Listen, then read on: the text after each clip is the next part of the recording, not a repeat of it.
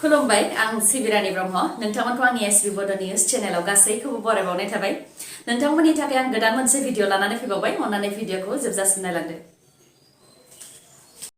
69 नं अदालगुरि 70 नं माजबाद आरो 14 नं फानेरि बियाबनि बिपिएफ इउपिपिएल आरो बिजेपिनि बिजाथिफोरा मैया जिल्ला बेंगिरिनि मावख'आव नमिनेसनखौ गथायबाय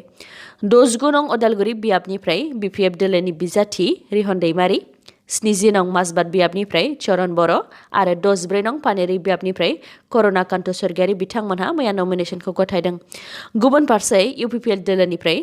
69 नं बियाबनिफ्राय बिटिसिनि लेङाइ गाहाय मावफुं सोद्रोमा गबिन्द चन्द्र बसुमतारी 70 नं माजबादनिफ्राय रतेन्द्र दैमारि आरो बिजेपि दोलोनि 14 नं पानेरि बियाबनिफ्राय रायजो सभानि एमपि बिश्वजित दैमारि बिथांमोनहा मैया नमिनेसनखौ गथायबाय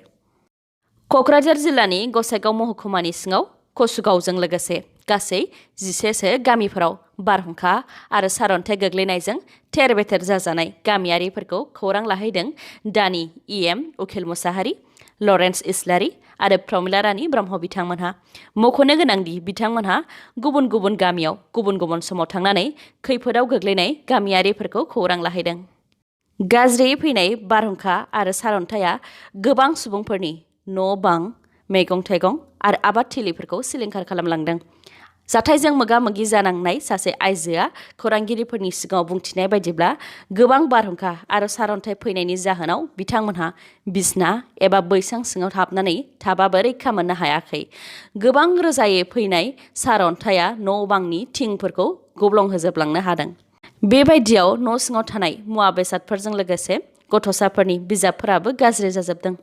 दा बिथांमोनहा सोरखारनिफ्राय अनसुंथाइ मोननो लुबैनायखौ खौरांगिरिफोरनि गेजेरजों फोरमायहरदों गोबारै फैनाय बारहुंखा आरो सारअन्थाइजों गोबां न' बांफोरा खहा जादोंब्लाबो सुबुंनि जोखोम जानाय खौराङाव मोननाय जायाखै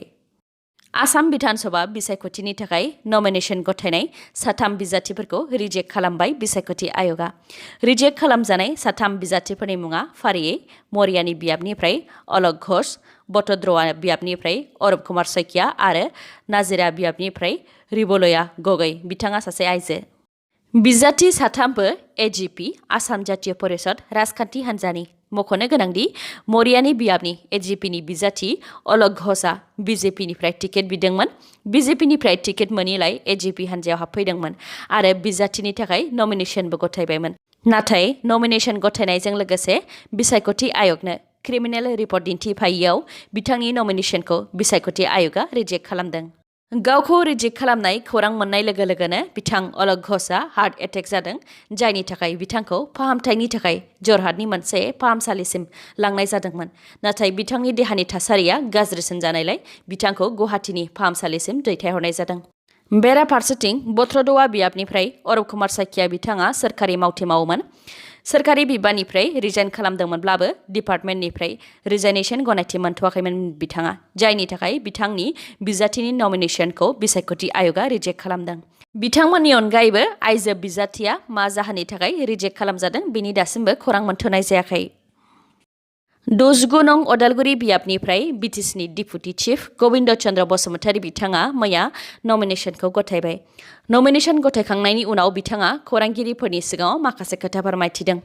बिथाङा बुंथिदों दि डिपुटि चिफनि बिबान थासेयावबो बिधानसभा बिसायख'थि गेलेनायखौ लानानै गोबाङानो मोजां मोनदों आरो गोबाङानो मोजां मोनाखै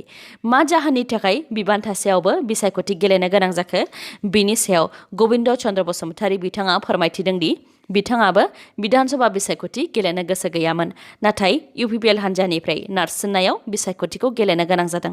मानोना 70 नं अदालगुरि बियाबाव बेरेखा हान्जा अदेबानि बिपिएफनि एमएलए आरो मन्थ्रि रिहन दैमारि बिथांखौ फेजेननो थाखाय इउपिपिएल हान्जानिफ्राय बिजाथि नागिरबाबो मोनाखैमोन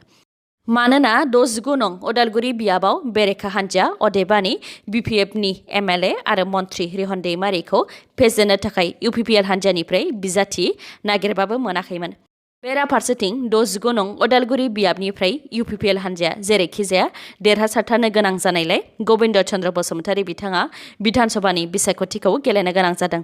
आरो बे खाबुखौ होनायनि थाखाय इउपिपिएल हान्जाखौ साबायखर बावहरनायजों लोगोसे 69 नं अदालगुरि बियाबाव बिपिएफनि बिजाथि जाय गोलाव समनिफ्रायनो एमएलए आरो मन्थ्रि जाबोदों बिथाङा जोबोद गोहोगोरा रां आरो मददगिरिफोर दङ आरो गोबां खामानि मावबोदों बेनि थाखायनो बिथांखौ फेजेननाया गोरलै जानाय नङा होननानैबो बुंथिदों बिथाङा। बिथां गबिन्द चन्द्र बसुमतारीनि अनगायैबो 70 नं माजबाद बियाबनिफ्राय इउपिपिएलनि बिजाथि रतेन्द्र दैमारी बिथाङाबो बिजेपि हान्जाखौ फेजेननानै देरहासारनो हागोन होननानै रोखायै बुंथिदों। मानोना 70 नं माजबाद बियाबनिफ्राय बिजेपिनि बिजाथि जितु किसानखौ रायजो राजाफोरा रावबो मोजां मोनाखै। बेनिखायनो बिजेपिनि जेसेबां बर' भट होग्राफोर दङ बिथांमोनहा 70 नं माजबादाव रतेन्द्र दैमारी बिथांनोनो भट होनानै देरहासार खालामगोन होननानैबो बुंथिदों। मख'नो गोनांदि 70 नं माजबादाव इउपिपिएल आरो बिजेपि हान्जाया फ्रेन्डलि बिसायख'थिखौ गेलेगोन। बिजेपि हान्जाया उदालगुरि जिल्लायाव मोनथाम बिजाथि फसंनो नागिरनायखौ रायजो राजा आरो इउपिपिएल मददगिरिफ्रा सहायनो हायैयाव हाइकमान्डजों गोबां सावरायलायनानै बे बियाबाव इउपिपिएलआ मासे मोननो हादों होननानै बुंथिदों बिथाङा। मानोना बिजेपि हान्जाया मोनथामबो मासेयाव देरहासारलांनो हायोब्ला इउपिपिएलनि जानानै गोलाव समनिफ्रायनो नांथाबबोनाय बिथांमोननि सिमाङा खोमसि जागौमोन होननानैबो बुंथिदों बिथां रतेन्द्र दैमारीया। भिडिअखौ जोबजासिम नायलांदो लोगोसे नोंथाङा दासिमबो आंनि चेनेलखौ साबस्क्राइब खालामाखैबा अन्नानै साबस्क्राइब खालामदो लोगोसे बेल आइकनखौबो क्लिक खालामदो जाहाथे गोदान गोदान भिडिअ लानानै आं फैयोबा नोंथांनाव सिगांग्रो नटिफिकेसन सहैयो। 26 मार्चआव भारत बन्द थागोन। संयुक्त किसान मोर्चा आबादारिफोरनि इउनियनआ 26 मार्चआव आबादारिनि मोनथाम बिलनि हेंथायै बन्द फोसावदों। फैगौ 26 मार्चआव आबादारिफोरनि मोनथाम बिलनि हेंथायै सोमावसारनाया आबुङै 4 दान जासिगोन। संयुक्त किसान मोर्चाया मैया मोनसे सावरायमेल जिरायदोंमोन। बे सावरायमेलाव बिथांमोनहा मोनथाम फार्म बिलनि सायाव सावरायनायजों लोगोसे 9 रायजोआव जानो गोनां बिधान सभा बिसायख'थियाव बिजेपि सोरखारनि हेंथायै केम्पेइन खालामनो थिरांथाबो लादों। आबादारिफोरनि मोनथाम बिल हेंथायै सोमावसारनाया दान 4 जासेयावबो भारत सोरखारा जेबो राहा खालामनानै होयैनि थाखाय पेट्रल, डिजेल, गेस सिलिन्डार आरो माखासे सानफ्रामबो गोनां जानाय मुवा बेसादफोरनि बेसेना बांनायनि थाखाय आरो माखासे पाब्लिक सेक्टर बेंकफोरजों लोगोसे माखासे सोरखारि मावख'फोरखौ भारत सोरखारा सोरखारि नङै खालामनो थांखि लानायनि हेंथायै बिथांमोनहा सोमावसारगोन। भारत सोरखारनि मोनसे डाटा बायदिब्ला भारताव गासै 4 लाखनि बांसिन बिबायारिफोर दङ। इउनियन ससियेल जास्टिस मिनिस्टार थावार चान्द गेहलट बिथाङा रायजो सभायाव बुंथिदों दि 2011 मायथाइनि सेन्सासनि बायदिब्ला भारताव गासै 4 लाखनि बांसिन बिबायारिफोर दङ। बेनि मादाव सोनाब बेंगलावनो बयनिख्रुइबो बांसिन 81,244 आरो लक्षद्वीपआव बयनिख्रुइबो खमसिन 2ल' बिबायारिफोर दङ। भारत सोरखारनि अफिसियेल स्टेटमेन्टनि बायदिब्ला भारताव गासै 4,13,670 बिबायारिफोर दङ। बेनि मादाव 2,21,673 हौवाफोर आरो 1,91,997 हिन्जाव बिबायारिफोर। सोनाब बेंगलनि उनाव दङ इउपिआव 65,835 बिबायारिफोर दङ। बेनि उनाव दङ अन्ध्र प्रदेश 30,218, बेनि उनाव बिहार 29,723, बेनि उनाव मध्य प्रदेश 28,695। दिनैनि भिडिअ एसेनोसै। गाबोन आरो गोदान भिडिअजों लोगो मोनफिनबावगोन। नोंथाङा दासिमबो आंनि चेनेलखौ साबस्क्राइब खालामाखैबा अन्नानै साबस्क्राइब खालामदो लोगोसे लाइक, कमेन्ट आरो शेयार खालामनो दाबाव। गोजोन्थों।